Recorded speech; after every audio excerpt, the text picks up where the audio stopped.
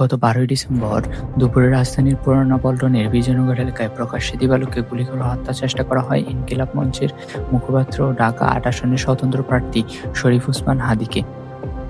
শরীফ ওসমান হাদী জুলাই বিপ্লবের অন্যতম নেতা।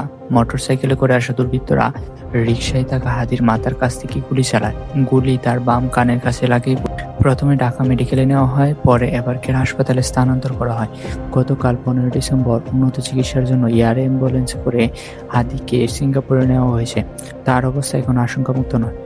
পুলিশ ও গোয়েন্দাদের তদন্তে উঠে এসেছে প্রধান আসামি ফয়সাল করিম মাসুদ ওরফে দাউদ খান নামে পরিচিত ব্যক্তি সাবেক ছাত্রলীগ নেতা এবং তার সহযোগী আলমগীর হোসেন, যিনি মোটরসাইকেল চালাচ্ছিলেন সেই সময়।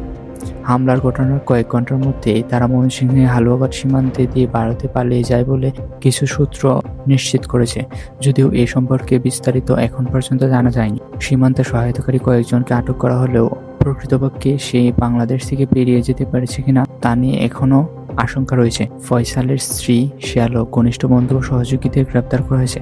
হামলায় ব্যবহৃত মোটরসাইকেল মালিককেও আটক করা হয়েছে, তবে তার সম্পর্কিততা এখন পর্যন্ত পাওয়া যায়নি। সরকার প্রধান আসামিকে ধরে দিলে ৫০ লাখ টাকা পুরস্কার ঘোষণা করেছে। এই হত্যা চেষ্টা নির্বাচনের তফসিল ঘোষণার পর দিনই ঘটেছে। তদন্তে প্রমাণ মিলেছে যে এটি কয়েক মাস ধরে চলে আসা পরিকল্পিত ষড়যন্ত্রের প্রকাশ মাত্র। হামলাকারীরা আগে থেকে হাদীর সঙ্গে মিশে তার গতিবিধি নজর রেখেছিল। অনেকে মনে করছেন এটি আসন্ন নির্বাচন বানচাল করার চেষ্টা এবং দেশকে অস্থিতিশীল করার পরিকল্পনা। হাদী ভারত বিরোধী ও হাসিনা বিরোধী কঠোর অবস্থানের জন্য পরিচিত। কেউ কেউ অভিযোগ করছেন ভারতে অবস্থানরত আওয়ামী লীগ নেতাদের যোগসাজশে এই ঘটনা ঘটেছে।